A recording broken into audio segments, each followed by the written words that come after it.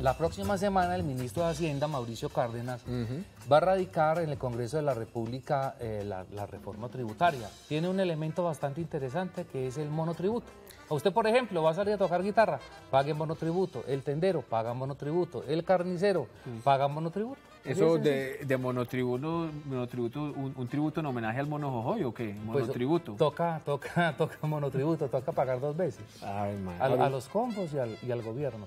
Doble tributación se llama eso. Doble tributación. Sí. Esperemos a ver si eso sí, tan bueno, si dan tanto. Porque la idea es darle la posibilidad a todos los pequeños empresarios que accedan a préstamos con la banca, etcétera, que crezcan, que se profesionalicen, no sé. A ver. Queridos hombres. Viene Nicolás Albeiro Echeverri, el congresista, para hablar de la reforma tributaria que está lista.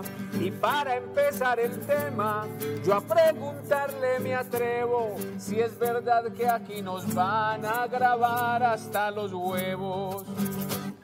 Le agradecemos los huevos, la leche, el arroz, con el IVA, que creo que es el tema más delicado que va a tener que sortear el Congreso de la República. Le agradecemos por estar aquí en Sin Tapujos, doctor Nicolás. Bueno, muchas gracias para ustedes. Un saludo muy especial a todos los televidentes. Yo creo que es un tema pues que no vengo a defender. Es un tema que estamos sobre la base de especulaciones porque aún no ha sido radicado el proyecto de ley. Es un tema del que todo el mundo habla, que se requiere, que se necesita, y todo el mundo dice que no lo va a votar y que con absoluta certeza va a terminar siendo una ley porque tanto los gremios como el presupuesto así lo requieren. Sí, doctor, le ofrecemos un tintico, pero como la cosa está tan dura y el monotributo lo estamos cobrando a 500 pesos. Bueno, pero ¿con valeriano o sin valeriano? Pues con valeriana cuando empiece el proyecto. No, pero los 500 es verdad, no los da ahorita cuando acabe el programa. A la salida. Pero con el 19. Pago con el 19, 20 o 16. O 5 también, vea. ¿Cómo no, van dejémosla a hacer, porque están cobrando muy caro. ¿Cómo van a hacer, el doctor Nicolás, los congresistas, para analizar por lo menos de lo que se ha hablado más, que es el incremento del IVA del 16 al 19%? O sea, un congresista vota que sí, y en menos de un año estamos haciendo campaña electoral para poder sostener las curules en el Congreso. Va a ser difícil para ustedes de entrada apoyar ese proyecto. Una reforma tributaria es impopular a todas luces. Además, muy recurrente. Cada gobierno hace su reforma tributaria. Pero además, con unos debates ya muy amplios. Unos dicen que si se controla la evasión, no hay necesidad de una reforma tributaria. Otros dicen que si se controla la corrupción, no hay necesidad de una reforma tributaria, pero un país responsable, además vigilado por las grandes centrales de riesgo y un país en las condiciones de Colombia, que uno se queda sorprendido. En el panorama internacional, el ministro de Hacienda ha sido reconocido como uno de los mejores ministros de Hacienda del mundo. Y en el panorama latinoamericano, como la economía más sana, la economía colombiana. Entonces, ¿cómo estará el panorama de nuestro continente en esas condiciones, ¿cierto? Cuando hay cifras alertantes de que la deuda hoy es el 70%, tanto la interna como la externa, del 70% del Producto Interno. Entonces, a claras luces, hay un hueco fiscal, hay un déficit fiscal grande, considerable, que se ha tratado de explicar, en el sentido de que el precio del barril del petróleo estaba por el orden entre los 90 y los $100 y hoy no pasa del 40 y que recuperándose mucho iría al 60. Ahí hay un primer... Ese hueco son los 34 billones, más o menos. Están hablando de aproximadamente 24 billones, pero no hay una cifra oficial que nos entreguen. Unos hablan de 34, otros de 28, 26... Realmente yo creo que es superior a los 20 billones. Pero mire, usted lo decía ahorita, ¿no es más fácil o mejor jugársela por restringir la evasión, por atacar la evasión de impuestos, que poner a tributar, dígame un contratista de 1.500.000 pesos para hacer declaración de renta? Yo creo que a claras luces el país ha reclamado una reforma integral que pueda revisar no solamente el impuesto a las empresas, sino a las personas, Pero todo impuesto tiene que partir de un principio, toda reforma tiene que partir de un principio, el que más tenga más pague, para poder que haya, buscar la equidad.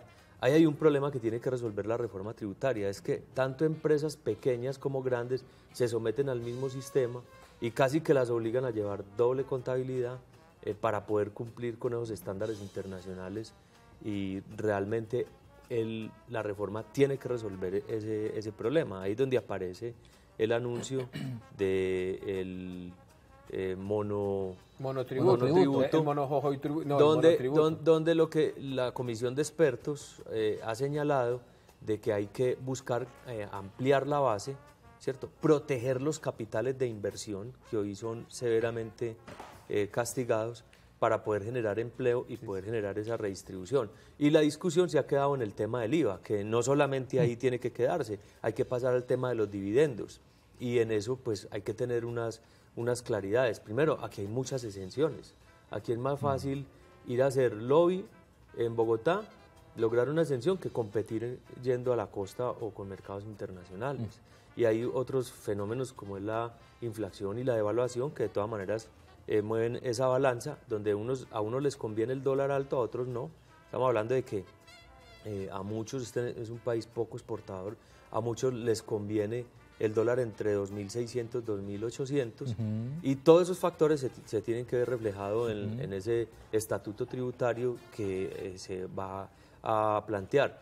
En principio, pues yo digo lo que todo político tendría que decir, que no se suba el IVA, que no haya IVA para la canasta familiar, pero eso tiene una sustentación, ¿cierto? Es decir, realmente si lo que buscamos es que pague el que tiene y proteger al más pobre, pues el IVA es un tributo que se vuelve injusto porque todos le ponemos el mismo porcentaje, entonces paga tanto el pobre igual como el que tiene, y ahí hay que hacer un cuidado. Hay quienes sostienen, yo aclaro, yo no soy experto en este tema, soy abogado, he estudiado para venir aquí sin tapujos, y pues conociéndolos he tratado de blindarme como al máximo y sustentar mi posición, en el sentido de que es un IVA que tiene muchas exenciones, que tiene muchos vaivenes de unos productos con un porcentaje, otros con otro.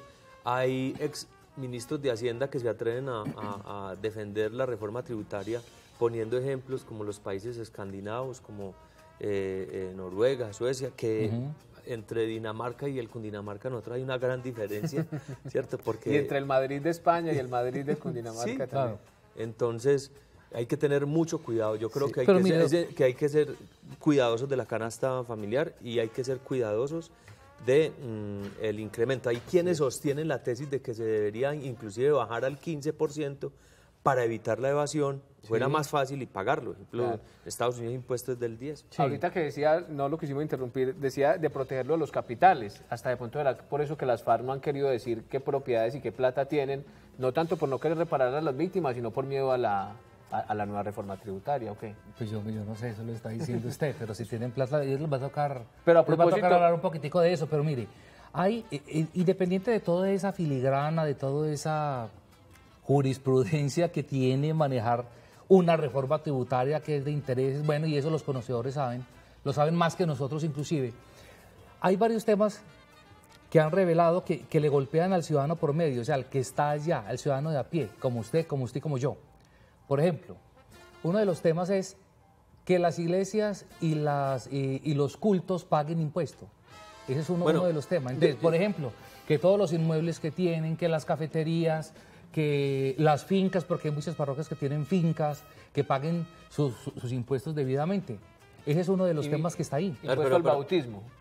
Pero a ver, tenemos que poner cuidado en el tema.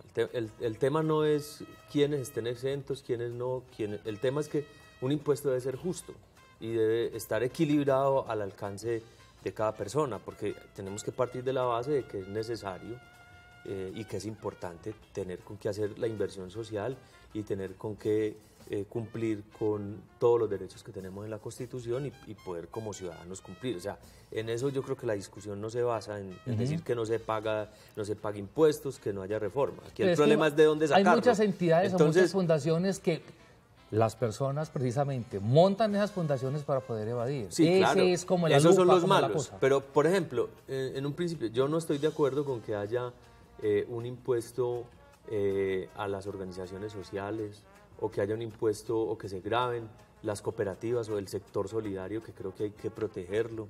Hay que proteger el sector de los tejidos, el sector de textil, porque es donde tenemos una generación de empleo y donde se saca la redistribución fuerte.